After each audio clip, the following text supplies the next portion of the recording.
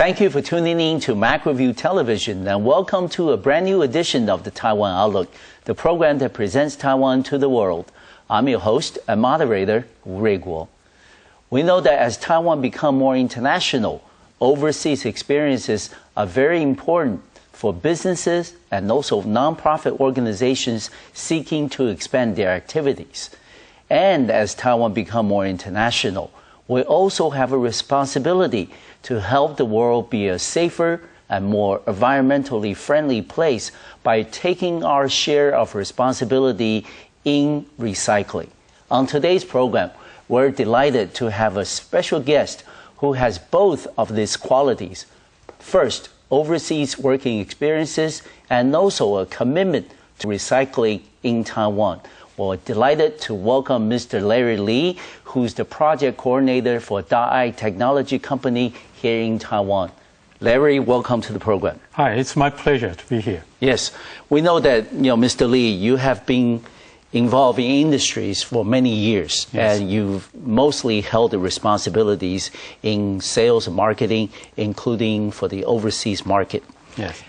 Then would you please share with us first, what are some of the secrets or necessary elements for Taiwan businesses to be successful in their operations overseas? Okay, that's a really good question. For my own experience, I would say that product design. Okay. This is one of our core in our industry, and manufacturing quality. And nowadays, more and more customers, especially local customers, they will demand you to provide a better local services to them. Yes. So no matter DOA, dead on arrival, or RMA, that kind of services you got to provide locally. Okay. And the final one, I would say, is your passion and your services, your dedication to your product and services for the market. And the fact of the matter remains is we have an export-oriented economy. Yes. Then our products will need to compete with products from other countries or other regions on the international the stage. In your experience, involving overseas sales marketing in the past, that what do you think are the qualities that make Taiwanese products very competitive with other products manufactured elsewhere?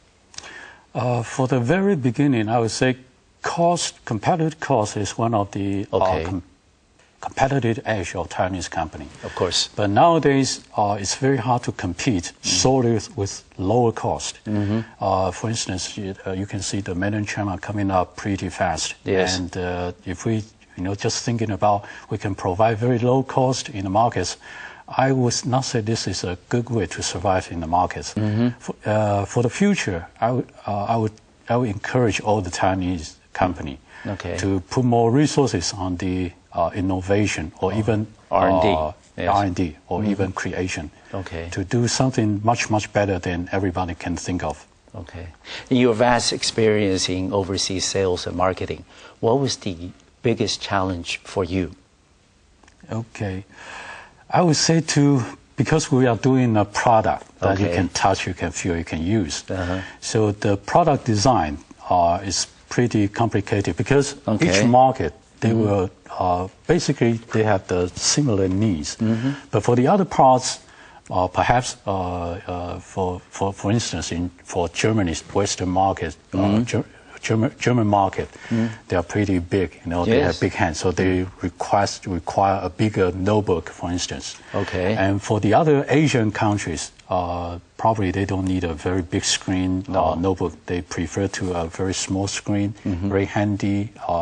It's very easy for them to carry everywhere. So if you want to create something that can meet all kinds of needs of every market, that would be a very difficult job. Yes. So I would say the most difficult part for us is to realize what kind of market you want to penetrate. Then realize what is their specific needs, then create something that meets their needs, and don't do everything. You can think this is one for all.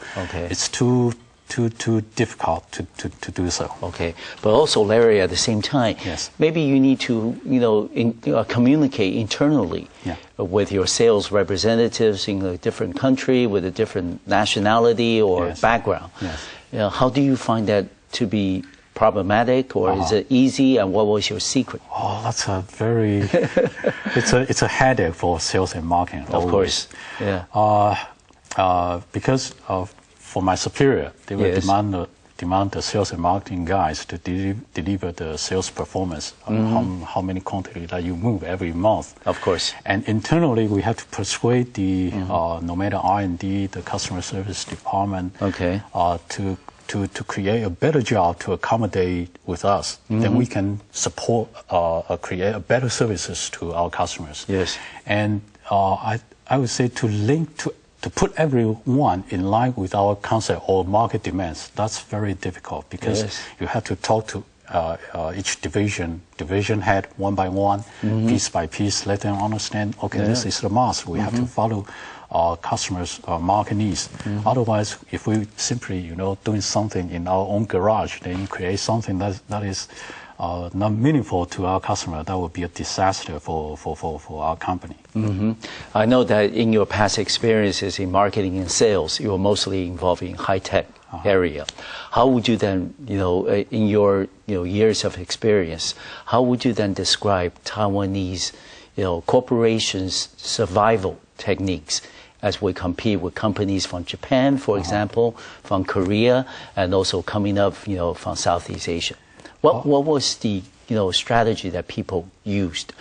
For example, maybe at the beginning was low cost, because at the time, 60s and 70s, we had lower labor costs, lower land costs in Taiwan. But that advantage quickly vanished and moved to mainland China and other places. What was the transition like for Taiwanese businesses? Just like you said, in the past, we rely on pretty much on lower cost, very competitive cost. But in the past few years, I think there is a transition from very competitive cost to so-called flexibilities. Yes. Many companies start to thinking about not to reduce the price, but to provide better service. For instance, some Taiwanese, they are able to provide their goods to European country within 14 days, which means that if our customer in Europe, they place order, they can receive the goods in 2 weeks. Okay. And that will alleviate or lessen their financial pressures. Of course. Otherwise, they have to prepare a lot of money, especially if we want to do some counseling we are not familiar with. We will request them to pay TT, cash on delivery. So cash pressure will be very heavy for those kind of company. So if we are able to provide our goods in very short term, very short periods, and which means that they can only, in the past, perhaps they have to place a batch of order for 1 month consumption, but later they are able to place two pieces of order, and each order just to cope with deal with the 15 days demands. So that would be a very good thing for them. Okay. And secondly, we also find out some Taiwanese companies start to thinking about the innovation. Yes. How to mash up some new things or put on some new things into their products. For instance, I find out a very small company. They provide a USB flash memory. This is a commodity, I would say so. Okay. But interesting is that they put cartoon figures on the flash memory, and that makes the product can differentiate from the others. Okay. And so I would say flexibility and a little bit innovation, that will be very the recommendation. Okay.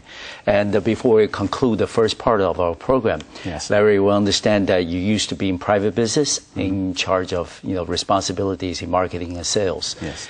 But now you are a project coordinator and also a volunteer as at the Daai technology company, which is part of the Tzu organization in Taiwan. This is a big transition for you personally and also career-wise. You and I were, talking before the taping started about your decision. I think it was a few years ago to make that transition from the private sector with a completely different lifestyle, I suppose, than the lifestyle you have now today. What was the motivation? How did you come to the decision that you're willing to make the commitment from profit-oriented private business into a non-profit, highly renowned organization in Taiwan? Oh, that is really a big change for myself. It's a big step. Yes. If we want to talk my motivation, it has to trace back to the year of 2007. Yes. At that time, Tzu Chi invited my wife to be one of the members, and there is a training course that everyone needs to go through. Yeah. And because it's husband's duty, to send the wife to the training course and take her back. So they give me a piece of advice. Why don't you stay and go through the training course? And I say, okay, I'll try that. And when I start to join the training program, very shortly, I start to realize what is the things that Tzu Chi does. Yeah, the Tzu Chi. Because in Tzu Chi, I can find out the questions in my life in the past. Because I really believe there should be a fair judgment for everyone. Yes. But in the real world, I don't see that kind of stuff. No.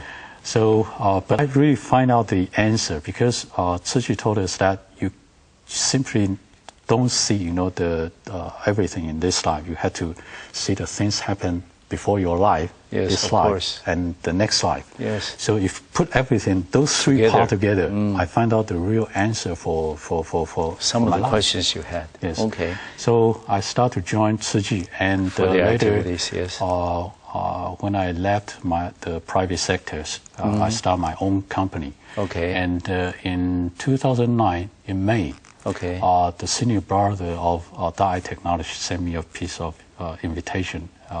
He asked me to help them for the sales and marketing aspect. Okay. I say, okay, if I can spend 2 or 3 hours every day in this company, that would be fine. Okay. Hold that thought for just a second because we're going to take a short break on our program.